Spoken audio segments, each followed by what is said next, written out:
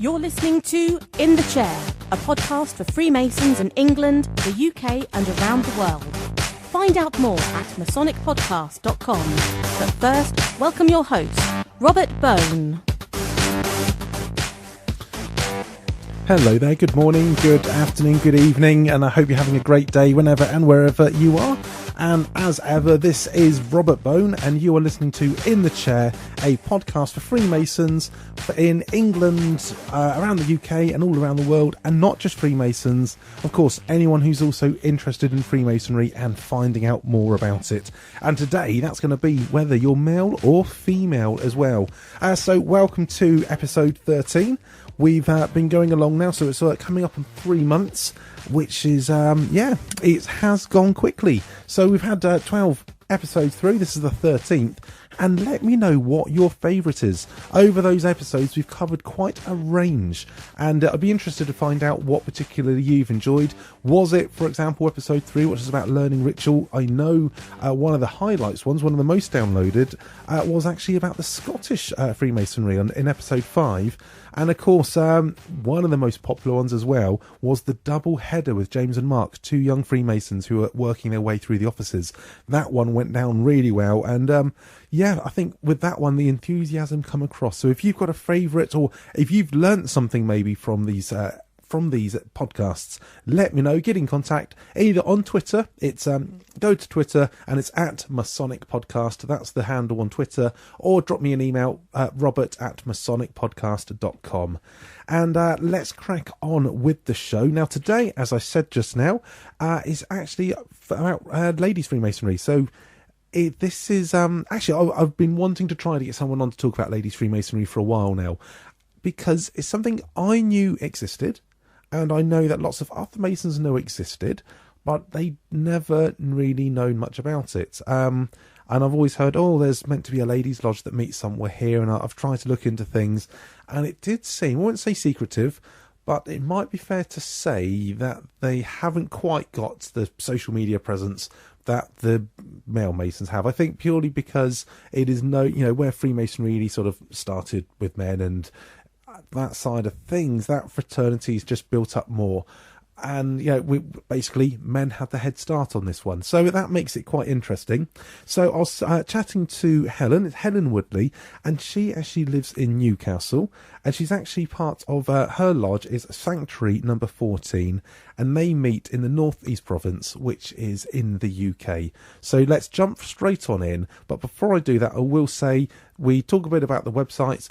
You can find them. Easiest way to go onto them is to go to masonicpodcast.com/13. And in there's the links onto the websites to see what we're talking about. And of course, I do mention in there are actually two, grand lodges for ladies Freemasonry in the UK. And Helen is a member of the Order of Women Freemasons. I will just also point out that, of course, I'm a member of the United Grand Lodge of England, but this podcast is completely independent. I'm not sponsored by them. I'm not sponsored by my province. I am doing this completely independently. So in case anyone's listening to this thinking, well, hang on a minute, why is Robert talking to a lady about ladies Freemasonry? This has nothing to do with Grand Lodge. I'm nothing to do with Grand Lodge. In respect of this podcast, this is all independent, and this is why I can speak to Helen about ladies Freemasonry. That's why I was able to speak to Barry about the United Grand Lodge of Scotland, and hopefully I want to get a few more international people on there. So if you are in a lodge which is outside of the UK and you find this interesting, you want to let us guys in the UK know a bit more about you, please get in contact, because it would be great to find out a little bit more about how Freemasonry is done right around the world. So that's that's done. So let's crack on. So please welcome to In the Chair, Helen Woodley from Sanctuary number 14, and that's in the North East Province in the UK.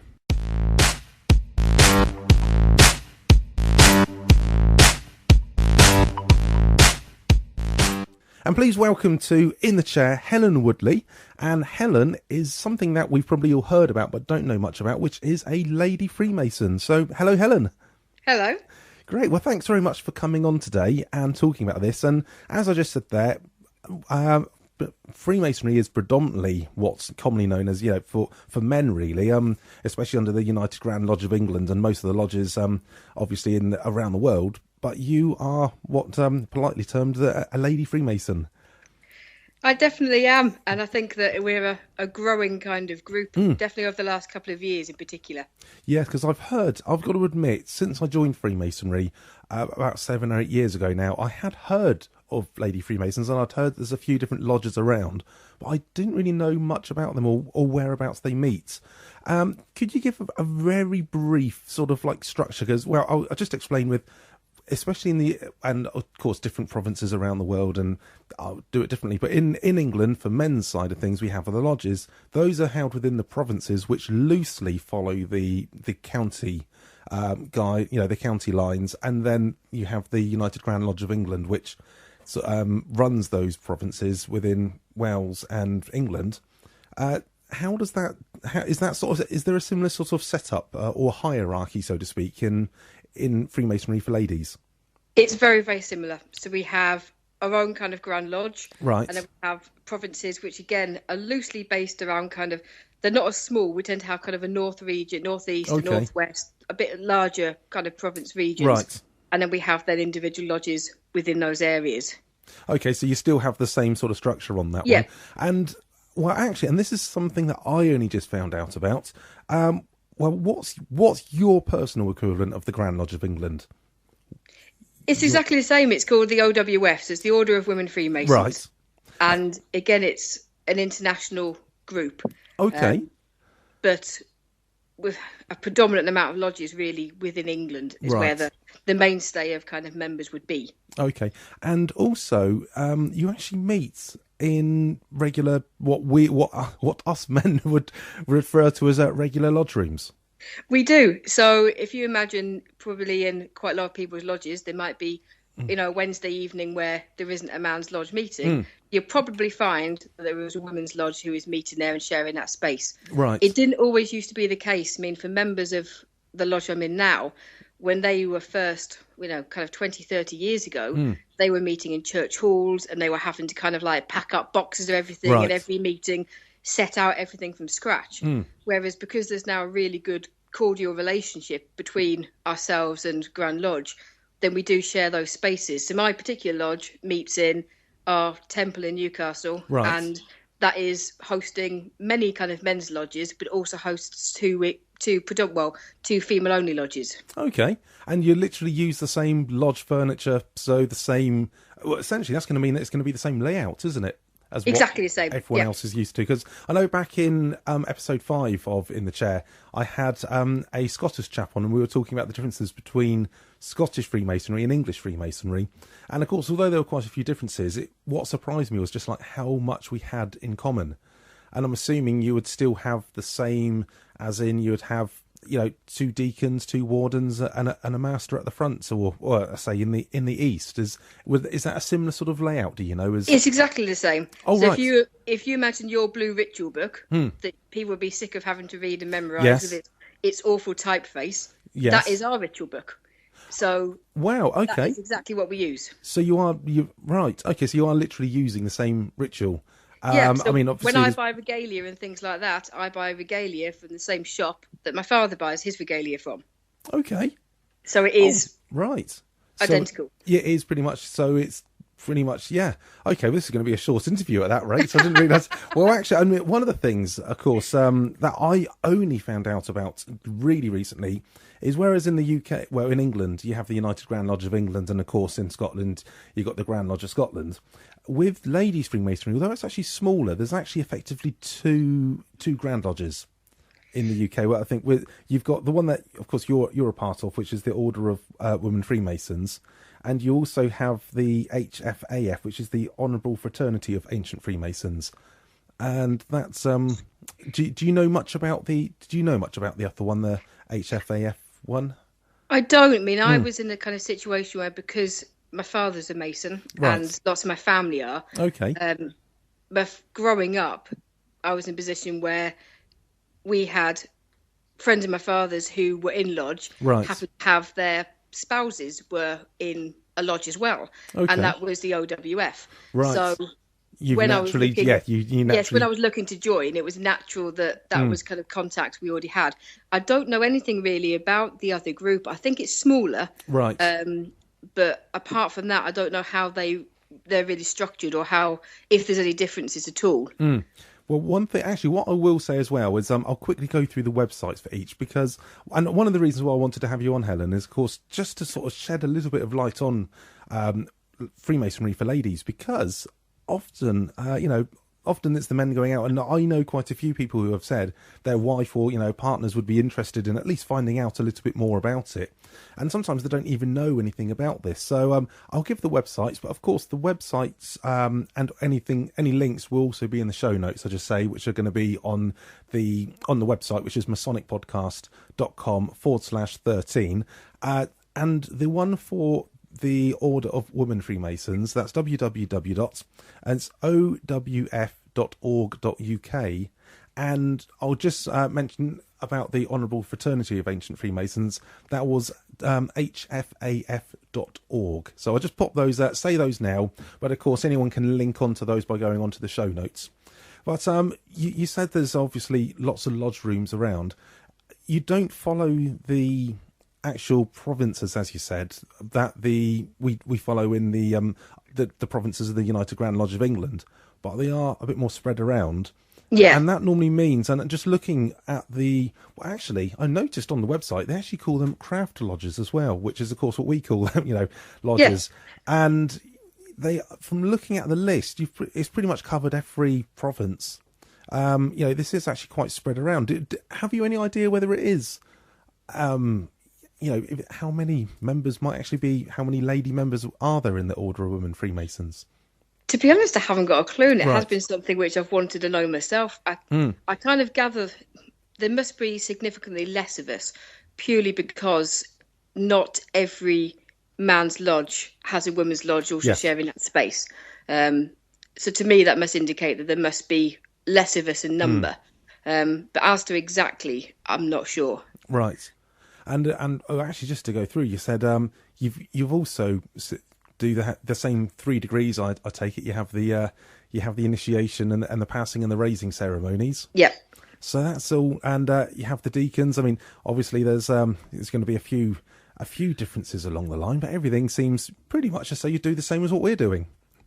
It is. I think it's one of those things that, for me growing up, I can remember being quite a small child, and Right. one of the things I used to do with my father was when he was learning ritual, I used to be a little girl who'd sit next to him and kind of like do all the other voices and do all the other parts. Sure. So for me, it was kind of like very surprising. I thought there were going to be more differences than there actually were. Yeah. And I was really surprised to actually find out that, oh, well, I can just use the same shop. I can just use the same ritual book. The similarities actually struck me as being really surprising. Right. Yeah, I think that's probably the thing that's actually made me surprised. Just literally talking to you now, it's like, oh, okay, you've almost ruined what questions I was going to be asking because everything seems to be so much the same. And of course, I've just popped onto the website of the Order of Women Freemasons, and literally just looking at the pictures, you're all pretty much. I'd say the only difference I can see is you wear sort of like some white robes, but apart from that. I guess the dress code's different. You're obviously not wearing. We're used to wearing sort of like the dark suits with dark white shirts and black ties. Some of the pictures on here have. There's a lady there wearing a bright red dress, to be honest, under her Masonic apron. It is very strict at times. I mean, for normal meetings, it is black. Okay. And it is black smart, ankle length or below. The only time we can really wear colour is in an installation. And in an installation or kind of bigger ceremonies, then there's a lot more freedom to wear a bit more colour. It is kind of, it's floor length evening dress. Yes. And actually, talking of evening, do you still have a festive board? I'm assuming after you have your lodge meeting, do you still go and have the festive board where you all go and have a meal and have the usual toasts and speeches? Yeah, we do. It's exactly the same. The only thing we don't do is we don't really have anything that's the equivalent of a ladies' night. Of course. Yes, there isn't kind of like a men's night or anything like that. Right. But there is the kind of festive board, and there is all of that kind of social side to it. Is still highly important. Yeah. Well, actually, and obviously you're still, charitable. Charity is going to play a big part in that as well, isn't it? I guess. It is, yeah. And a minute, kind of, there's a big push within kind of our lodges in the minute for the Race for Life, and that is a big thing we're doing next year. So there tends to be kind of a big whole kind of order focus, as well as then the regular charitable giving at meetings. Okay, so I mean, how did you find out? Well, you said your father was a Freemason. Are you the first? Well, obviously you're not the first Freemason in your family, but are you the first lady Freemason? I am, yeah. I kind of grew up going to ladies' nights and kind of like going with my mum and dad to things like that. And it was something where I'd spent quite a lot of my teens kind of wanting to find out about it. And, you know, my dad was very open about what he did and kind of and it wasn't anything that was ever hidden from me. In fact, he joined Freemasonry the same year that I joined the Lego Club. Okay. So I was about 6. So growing up, we always referred to my dad going off to lodge meetings as being Lego Club. Right. And we still do now. Nice so little, yeah. Yeah, so my dad goes to Lego Club and I go to Lego Club. Right. But it wasn't really until I got to my 30s that I kind of properly looked into it again. Okay. And I think that I needed that time just to make sure I wanted to do it because I wanted to do it, and not because, you know, of not any pressure from my dad, because there wasn't any, but not just following suit because I felt like I ought to. Yeah, to be honest, that's the best way to join this sort of thing, is because you actually want to, not because. And I think this happens a little bit in Freemasonry, and I've spoken about this with other guests, where sometimes it's the retention, and I think people sometimes feel pressure to bring friends and family into Freemasonry, maybe when they're not actually ready to join Freemasonry, and then it's this isn't quite for me, and then they leave and they kind of get a bit of a bad taste about it, when if you can actually join on your terms when you feel you want to. And I mean, this is something that actually crops up. I was talking about the university scheme, and I was chatting to someone else as well, and they had said that, you know, they couldn't have someone join their lodge until they were 21, but then the university scheme have people come in from the age of 18, and it turns out that any lodge under the United Grand Lodge of England can have anyone come in from 18, as long as they get dispensation and they think there's a good reason to have them. But I've got to say, when I was 18, 19, I don't think I wasn't ready for Freemasonry at all. And I guess when you find it, when you want to find it, then people are more likely going to be sticking with it. So I think you've taken the good route to know the details, know a bit of what it's about, but join it when you kind of felt ready to yourself. I mean, I think that for women as well, I think there's a lot of pressure for some women to be joining because their partners are in. Right. I think that's kind of an added pressure sometimes, is that, you know, partners are in and partners enjoy it and get a kind of a real sense of kind of a personal development from it. Yes. And there's a natural kind of thing about, I think, them wanting for their wives or partners to experience that. And I think for a lot of women, you know, they might kind of go along kind of thinking, okay, well, he does and he enjoys it, and, you know, but I think for some women that is just too much. It's not really what they want to do. So we do have members who drop out really once they've got to that kind of 3rd degree stage, just because they've gone a couple of times and they've realised it isn't for them. Right. And I think, you know, fair play to them. I think it's better to be able to say, no, this isn't for me. Yeah, that's a good way to look at it, actually, because that's the thing, is some people, of course, although it's very important to bring people in and have that retention, I guess you do need to, there's obviously inevitably going to be a little bit of drop off here and there, and I guess as long as, and I've known of some people that have quit and gone, it's not for me, and then down the line, you know, 10 years, sometimes 15 years later, maybe gone, someone else asked them and said, oh, you know, have you ever thought about joining the Masons? And they kind of go, well, I used to, and then they think about it and go, oh, actually, I feel a bit more up for it now. And it just shows that, you know, different people, obviously, you know, some people are up for joining it and are great Masons at, you know, a very young age, and some people almost wait until, you know, retirement age, have nothing else on, and then kind of go, now feels about right to join. I mean, I used to regret that I hadn't joined when I was younger. And I think that put me off then really looking to join, because I thought, well, you know, maybe I should have done when I was kind of 22, 23. But for various circumstances, it just wasn't the right thing at that period in my life. Sure. And I think that I'm kind of relieved, as you say, to have got to the point now where I feel like I've been able to make a properly conscious decision to do something. And to make that commitment to be with those people and be a part of it, and not kind of, the last thing I'd want to do would be to leave anyone in the lurch and kind of, join and then kind of be a bit flaky and then kind of drop out and be one of those people who doesn't pay the subscription and gets chased by, Yes, I think so. I think that's the thing that binds people with it, and of course a fraternity like Freemasonry, whether it is for men or whether it's for women, obviously has the same sort of, it attracts and keeps the people who have those core sort of values, which I think is why you can meet up with people. And I'm guessing it's exactly like in your lodge, like it is in a men's lodge. You have different people of different occupations, different age groups, different social classes, all come together, but with that common bond of you all appreciate, all going in the same direction. I mean, it's a really broad mix, and I think that's one of the things that I like the most is that, we've just had our worshipful master who's just come out of the chair, is 29. Right. And she's just finished her year in office. We've now got a lady who's gone in, who's retired. The mix of kind of ranges and backgrounds and, life paths is so broad. But that's what makes it really interesting. And to be able to have those kind of challenging conversations with people. Yes. And that space to kind of to be challenged and to think, and I really kind of welcome. Yeah, I think you've summed up what Freemasonry is there, actually, which is great. Actually, one of the things that I thought of as well is, of course, we're talking about like craft Freemasonry there. Do you still have, in ladies Freemasonry, the other orders, the other degrees, for example, things like chapter and, mark Freemasonry. Do you have any of that sort of thing? There are less of them. Right. But there are opportunities for doing that kind of further work. Right.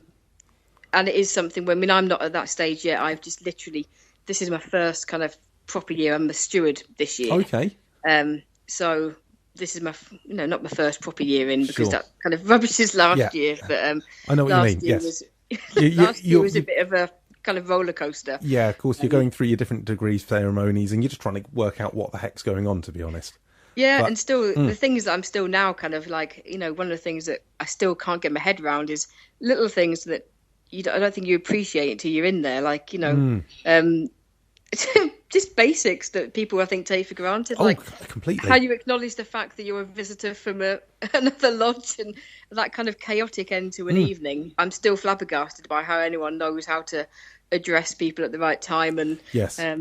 So I'm still kind of soaking all of that, and that's kind of stuff that's in. Exactly like it is when you join any, with any sort of lodge. As far as I can tell, no matter if you're a man or woman or what province or what, grand lodge you're under, what the people that have been doing it for years just seem to assume that everyone's going to pick it up. But I actually found, when someone tried to tell me some of those things, I actually found it almost off-putting, because there was just so much to take in. But actually just sitting back and relaxing and finding it out in your own time as you go through the different offices, suddenly things make actually a bit more sense anyway. Yeah. They do, and I think even now there's things that I've kind of started to kind of piece together, I suppose, and kind of like understand the significance of them. But you might be able to answer a question for me, actually, because we're not allowed to cross our legs at the ankle. Right. I don't know whether it's the same for men as well. When we sit in lodge, we have to sit kind of legs apart, can't cross our legs, can't cross them in any way, shape or form. Right. Is that something similar that you have? I was going to say that's nothing that I've never heard about that one, to be honest. No, it must be something specific to us then, decency and. It might be something like that. I mean, the chances are there's going to be quite a few other little subtle differences, which everything seems the same. And funnily enough, I mean, I was actually visiting a lodge last night, and actually it was the chap who was on number 11, Philip Konofsky, who was part of the university scheme. So he's quite a young Freemason. He was getting installed into the chair himself, and the guy installing him was also come through from the university scheme. So it was literally two guys in their mid-20s, one coming out the chair, one going into the chair, which was, great. But when I was chatting to another one there, another Mason who wasn't quite so young, but watching the opening, we were saying about how it was different, and he said, well, if every lodge done exactly the same, there'd be no point in going, there'd be no point in visiting. True. And I think that probably is one of the things that might be, it wouldn't surprise me, as I'm saying, no, I've never heard of it, but there might be someone in one of the provinces, maybe in Dorset province or in Cheshire or something, going, well, doesn't everyone have to sit there and not cross their legs because that's the way it's done there? And it's just this, I've heard some sort of things, and apparently some of the lodges in Wiltshire do things in a certain way, which you go to, and if you don't know about it, it'll just completely fry your brain if you're not prepared. And it might be that you might go to a ladies' lodge in Berkshire, and they'll happily sit there with their legs crossed. And but no, I was going to say, well, if any listeners have heard of that, whether male or female, or can give Helen or myself any light on that one, please get in contact. Probably best way is either through Twitter, which is Masonic Podcast on Twitter, or email robert@masonicpodcast.com, and I'll try and answer that, and we find out a little bit more about it. But it's these sort of conversations that bring these little differences up. And I think it's good. I think that, I think the one thing I've been conscious of as being a woman within kind of Freemasonry is that, growing up with my father kind of being in Freemasonry, I was aware of a lot of prejudice, I think. That kind of hidden prejudice at times about, it wasn't something that he overtly publicised. It was something that he kept quite private. Sure. And because, I kind of grew up with that awareness about people's opinions of it, and some kind of like quite, cynical, negative comments that people in my kind of, wider circle of relationships would make. Being a woman within it is kind of even more interesting, I think, because there's already that kind of undercurrent sometimes with people about being negative about it as a group to join. And then there's that little added element where I haven't met any kind of prejudice yet from any kind of male Freemasons, but I am conscious that some women have. So some women have got that kind of double kind of attack in a way, that there's the wider society who's a bit sceptical about what they're doing anyway, and then male members, are doubly sceptical about what it is that they're doing. But all I can, I think some of this must experience that. Yeah, I mean, I've got to say, I've never. I mean, I've heard about ladies Freemasonry, and I've heard how people talk to it. It's not something that I've actually. I haven't been there when someone said, "Oh, it's not right," but I can imagine I've probably encountered over the years maybe some Freemasons who have been a Freemason for a long time and have sometimes steeped in their various traditions, or what they assume to be their traditions, maybe, and maybe a little bit old-fashioned in that respect, and it's that sort of like, oh well, what we do is obviously the right way to do it, and everyone's and the chances are, everyone always thinks that they've joined the best lodge, they're always part of the best province, they're always part of the best whatever it is they join. So maybe there's that sort of thing, but I can see where you're sort of coming from. I can see that, yes, Freemasonry is something that sometimes can attract a little bit of skepticism, I guess, and you then make that, ladies Freemasonry, and it's those extra little variables that I think maybe scare some people that don't know, which is actually, it's a great reason why to have someone like you on the podcast like this, which can be found and downloaded by anyone who wants to find out more about it. I mean, I've received nothing but kind of like support and nothing but kind of interest. I mean, our lodge meets in a men's kind of lodge, and those relationships have been ongoing with kind of the lodges there for a good number of years, and we share all the same facilities, and we share even the little basic things like we share the same bar. So the staff who work behind the bar are there for all of the events that the men do and all of our events, and I've had nothing but positivity and nothing but support really from the people I've encountered so far. It's been very, very good. Yeah, I've got to say, I mean, I've heard some things, but I mean, again, like, I'm hopefully not opening up with the floodgates now, but doing this podcast, I've not really, I've heard rumblings from other people, but I've not had any, bad, sort of things like that. And I think, there's the bits out there, and there's always the worry of it. But I've actually found, by just getting on and doing it and talking about it, by putting things out in the open, sometimes takes away that little facade of things, and once that comes away, people are afraid of what they don't know about, and when they start finding out about things, what ends up happening is they realise that maybe it might not be quite as exciting as what they thought, with so many secrets as what they were, and it's like, oh, you just do that, oh, fair enough. And I think that's almost partly one of the things that Freemasonry have got to get out there and sort of go, look, we're whether it's men or women's Freemasonry, let people know that it's not Dan Brown and the Da Vinci Code sort of things. It is actually, in that respect, it's quite boring. But then once you get past that, then it opens it out and go, actually, but all the stuff that is out there is actually really interesting. You just didn't, people need to find out about it, to know about it. And I think if there are any kind of male members who are kind of a bit more sceptical about what we do, it is making it really, the bottom line is, it is just that boring. It is just, it is what you would expect to happen at a lodge meeting, with all of the kind of ins and outs that go on. It isn't anything overtly kind of exciting or different or, out there. It is, if you were to, be a fly on the wall, you would just see exactly the same things happening. It just happens to be a room full of women and wearing a white gown than men in suits. Fair enough, which makes sense. Well, I'll tell you what we'll do, Helen. We've discussed that. At the end of the show, I normally ask my guests the same questions, and I think one of the best ways to show about how things are pretty much the same on this sort of thing is to ask you those questions, if that's okay.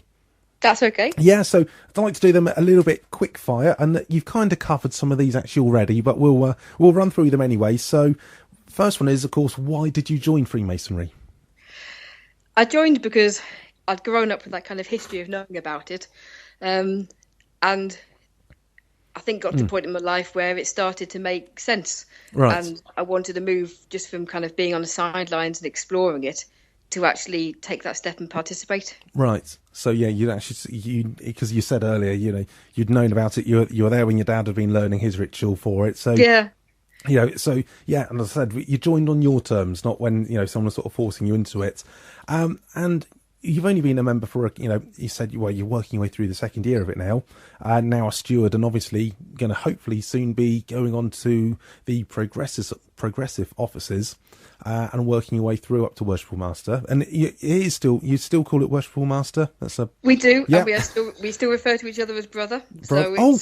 Right. Yeah, which is something actually I should have mentioned, but that's one of my misnomers. I thought that when I joined that we would use the term sister. Right. But we're not. We are brethren. Still brethren. We are brother, and that surprised me. But right, yeah, that actually you threw me. Yeah, that was one of the things which is probably so obvious. I just didn't even think to ask, because it would be, I just wouldn't assume that you would do that, to be honest. So you've just thrown me there. But well, again, we were saying just now about retention. Why have you stayed? Why have you decided to carry on to be a steward, and obviously, hopefully, start going through the offices? It was just being able to meet some very kind of like-minded people, but also people who were challenging. And I think that's what I've enjoyed, is that kind of like the mental kind of stimulation, I think, from engaging with people and being able to have those discussions. But the one thing I always loved as a child, and one thing I absolutely adore about it now, is just the symbolism and the imagery. I love that side of it, and I love the kind of the richness of the kind of pictures that get painted in your head. Yes. And I think there's that nice thing about kind of growing into something. I really do feel that's what I'm doing, and I'll do for the rest of my life within it, is grow into it. And it will always be something that I'm learning. It will always be something where you're noticing something new, or definitely challenged by something. Yeah. And I love the thought of that it's not knowable. It's constantly learning and developing within. Well, that's why they say you always have your daily advancement, and that's for someone who's maybe just in the first couple of years working their way through the offices, or someone who has been a Freemason for decades. There's always something new to learn about it. There's always another little thing that maybe you didn't realise, and sometimes those are bits of ritual that you've seen and watched do, and it's not until you actually start learning it for yourself. Like, of course, I've just gone in as master of my lodge, and you're now looking back at some of the bits that you've heard hundreds of times, but when you're learning it, you kind of go, oh, hang on a minute. There's those little subtleties to it. So it's the gift that keeps giving, almost, when you're trying to do the ritual. Yes, I mean, I got the opportunity just towards the end of last year to see someone else going through their third degree. Right. And that was brilliant, because I sat there and thought, did I do that? Yes. I'd forgotten about that. It was like complete kind of like bewilderment of, I don't remember doing that. I don't remember walking there. I don't remember doing this. It was just amazing to watch somebody else do it, even though I'd only done it so recently myself. Yes, that's it. I mean, that is one of the great things. And I remember that actually with my initiation, I went to then watch a week or two later someone else's initiation, and I thought it was a different ceremony. I was like, I didn't do that. And people were like, no, you did. You go through it, and I was like, well, I must have done. But it's the experience, I think, that you learn from that side of things, and it sticks with you. Which actually, my next question was going to be: do you actually have a memorable experience? It doesn't have to be something that maybe happened in lodge, but maybe just an experience that maybe you wouldn't have had if it wasn't for Freemasonry. I think, I think the first time I walked into our temple, I'd not seen any pictures of it before on the internet, and everyone had said it's beautiful, it will blow you away. And I was kind of like, well, okay, can't be that much more exciting than, because my dad's lodge is quite a 1960s kind of quite bland. The temple where we have our lodge is stunning, and I walked in and just kind of was blown away by this kind of like, stained glass windows, and it's absolutely beautiful, and that just took my breath away, thinking it almost felt like a real privilege to be able to be in that space and share that space surrounded by friends. Great. Wow, yeah, that's definitely something memorable. And actually, do you have any advice for anyone thinking of joining? Well, obviously, anyone... Well, actually, I'd rephrase that question. Normally, I say any advice for anyone thinking of joining Freemasonry. What I'm going to rephrase that to is any advice for anyone who's either thinking of joining Freemasonry, and of course, in particular, Women's Freemasonry, but maybe any advice for men who maybe think, well, I've got a wife, she's not a Freemason. I mean, I found the website, the OWF website, for me, at the very early days of kind of properly looking, was just my first port of call. Right. I used to go back and visit it time and time again, just to kind of look at... Okay. It just has the basics on, but it was really good, I think, just to kind of start getting my head around. Right. Could I imagine myself in that environment? Could I imagine myself wanting to do that? And then through that, I think it's just about not being afraid to ask. And I think especially if you're a woman, you might start thinking, okay, well, is there any kind of anywhere near me? Right. Just to drop them a line, and even just make the basic inquiry of saying, is there anyone near me? And I went out and met a lovely lady for a cup of coffee. Right. And had a really good chat with her. Okay. I just kind of get the head about it, really. But, so I think it's don't be afraid to ask, don't be afraid to look. Yeah, actually, because this is quite funny, because I was chatting to someone the other day, and the old phrase of I used to say, if you want to be a Mason, ask one. And I said to someone the other day, well, no, it should be, instead of saying, if you want to be one, ask one, it should be, if you want to be one, Google it. Because, following, I was chatting, episode 11 was all episode 12 was all about social media and Twitter and websites. And really, you just actually beautifully summarised. It's, what you done when you were looking to join was to go onto the website and find out about it. That's what you did. You did ask someone, but you'd done your homework and you'd gone onto the website, looked at what was there. And I guess that's a great thing, is if someone's looking to join, no matter what order they're looking to join, no matter where they are in the UK or abroad, find their local, or the, whatever province they're in, the Grand Lodge websites, because they're going to put the information on there to find out for a reason. They're not gonna hide it. And I think this is what Freemasonry used to be. I was like, well, you do not find out anything until we've cashed your check and you've been initiated, and then you don't even see what an inside of a lodge room looks like. And how would you know what you're joining? Whereas now, you can see the pictures, you can see what people are wearing, and as you said, and I thought this is a beautifully way of putting it, that you could actually see, can you picture yourself doing it? Could you picture yourself amongst those people? And that's really what people need to do. Whatever sort of masonry they're joining, in fact, whatever they're looking to do, is if you can picture yourself doing it, and the way you're going to do that is researching it. And for me, I think because I was in a situation where all of the people who I knew within masonry were all men, it wasn't like I was in a position where I could be taken along or I could be recommended, because everyone I knew who was a Mason was a man. Yes. So there had to be a certain degree of me actually putting that kind of research groundwork in. And then, my dad was brilliant, because I'd written off kind of saying, oh yes, I'd like to kind of like to investigate joining, and something had happened, and I don't think my letter had kind of got through properly, but it had to be a proper letter still. It was quite funny. I had to, couldn't just email, I had to write a letter. Oh, right. And but then my dad actually then wrote a letter on my behalf. Okay. And him writing a letter to the OWF all of a sudden kind of spurred on this kind of like correspondence. Right. But I would encourage people just to ask and look, and Go on. it's surprising that I think I'm so relieved now about how many more people are using things like Twitter. Yes. It's been brilliant just to kind of be able to go on and see the openness of people. And, especially people that, as James, who I knew from school, Yes. having somebody else where, if I wanted to ask anything of James, I know that I could. I could have that kind of dialogue and conversations and how do you feel? And I think making the most of that social media, we're just so lucky that we've got that opportunity now. That's it. Yeah, we've got to take advantage of it. And I know you just said the website, and I know I said it earlier, and I'll have it in the show notes. I'll probably say it again before the end of the episode. But that website you're talking about is, of course, for the Order of Women Freemasonry. For the Order of Women Freemasons, and it's owf.org.uk. So anyone can go onto that, have a look. If you click on the locations, and it shows you all the different sort of provinces and the lodges, and people can, of course, find one close to them and get in contact. And I'm sure dropping emails to them, they'll be pointing you in the right direction.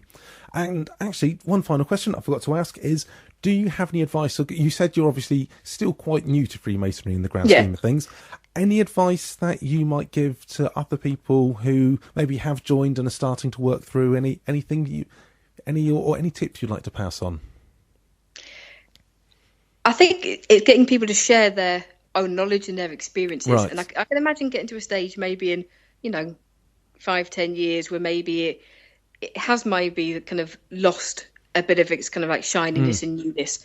But then there'll always be people like me, new people coming through who really would benefit from that wealth of experience. And I think it is that sharing this and the openness and being prepared to kind of answer new people like me our questions, and just, I think just remembering that that there is that lifeblood coming through. Yes. And to really channel all of that kind of effort into people like me who are wanting to kind of take it forward into the next kind of decades in the future. Yeah. And I think, to be honest, I think that everything that you've said there and those questions and in fact everything that we've been talking about today is applicable to, whatever lodge you're in, whether you're a male, female, whether, as I said before, whether you're in Berkshire, whether you're in the, the Northeast, whether you're in England, Scotland, Wales, or anywhere in the world.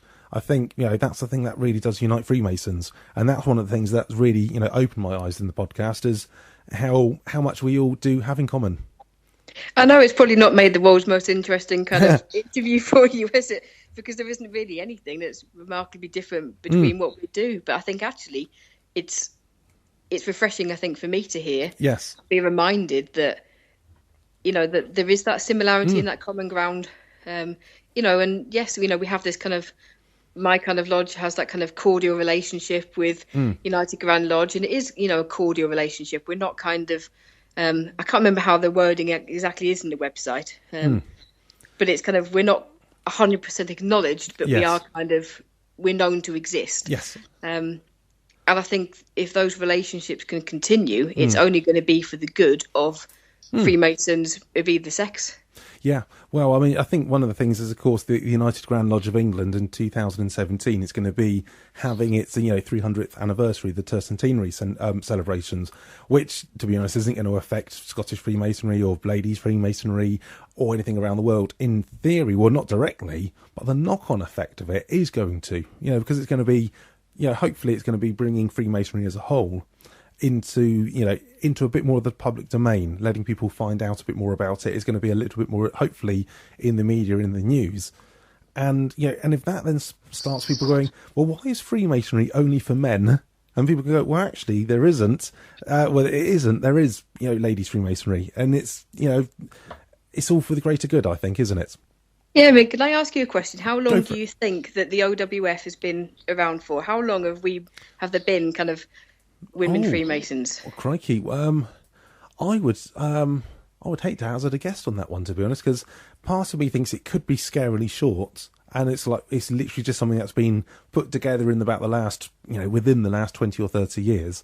And the other part of me thinks, well, maybe it's almost as old as, it's traditional. Well, when I say traditional, Grand Lodge of England Freemasonry. So I'd like to think it would be on the older side of things. So maybe around 200 years. That's a complete guess. So I might be completely wrong. Go on, Helen, surprise me. Sadly, not that old, Oh. but it was the centenary was in 2013. Okay, so just over 100 years. Great. Well, that's still, sort of like reassuring, because part of me was thinking, please don't just be one of these young things that has, sprung up. But I mean, you have to have a centenary. Shows that it's something that's still around, isn't it? It's got history to it. Yeah, definitely. Brilliant. Okay, Helen, well, I'm going to let you get on. Many thanks for taking the time to talk about this today. It's really, really genuine. Really has been fascinating. And again, it's part of me feels like, what we've done is, instead of trying to find the differences, we've ended up finding what we've got in common. But to me, that is what Freemasonry is all about anyway. And I'm hoping it has opened up a few eyes for, people, again, who might be Freemasons already, or male Freemasons. They know this things exist. They've heard that there are ladies' lodges. And I've even known people that have said, oh, apparently that lodge down the road, they have a lady, a lodge there for ladies that meet, but no one seems to know anything about it. So hopefully this has sort of pulled back the curtain a little bit on that and let people in, and they know that actually this does exist and where they can find out more. So if they know anyone who's maybe wives or partners or friends, they can, or family, they can be putting them in contact. So, on behalf of all the listeners of In the Chair, Helen, I'd like to say many thanks, and no doubt, it would be great. I'm sure this is going to get a few questions, and I'm sure we might be having you back on in the future at some point. Okay, well, thank you very much for the opportunity. No, thanks very much, Helen.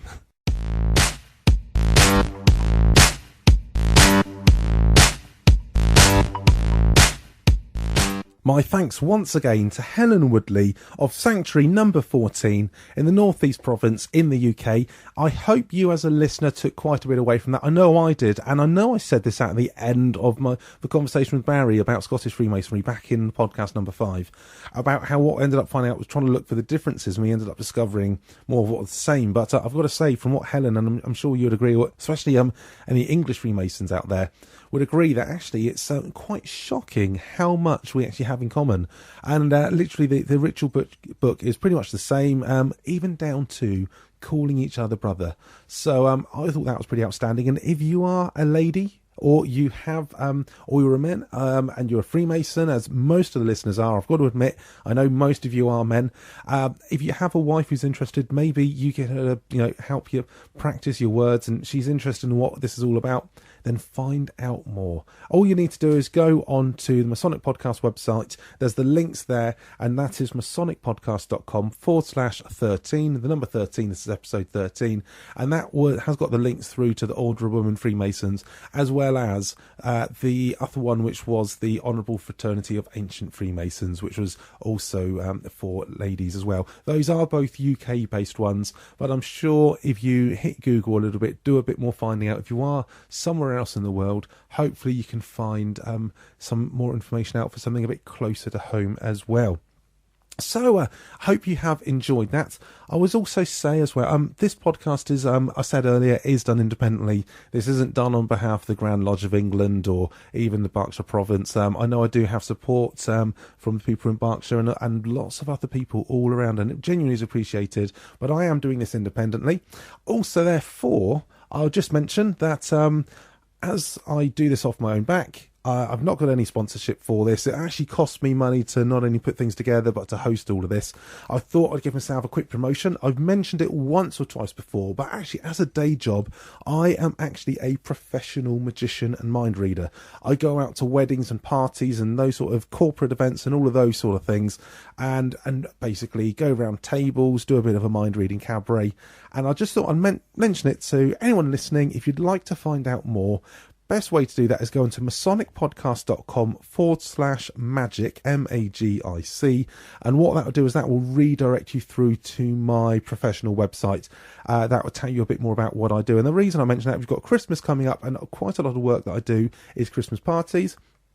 Also, weddings. I know we're coming out of the main wedding season over summer, but all year round I go to weddings. And also, just to let you know, this weekend coming up, I'm going to be at a birthday event. Someone's having a surprise 30th birthday for their husband, surprise party for that. And also on Saturday evening, I'm going to be performing at a ladies' night. So if you are arranging a ladies' night or any other event, then get in contact. Go to Masonic Podcast .com/magic. That will redirect you through to my professional website.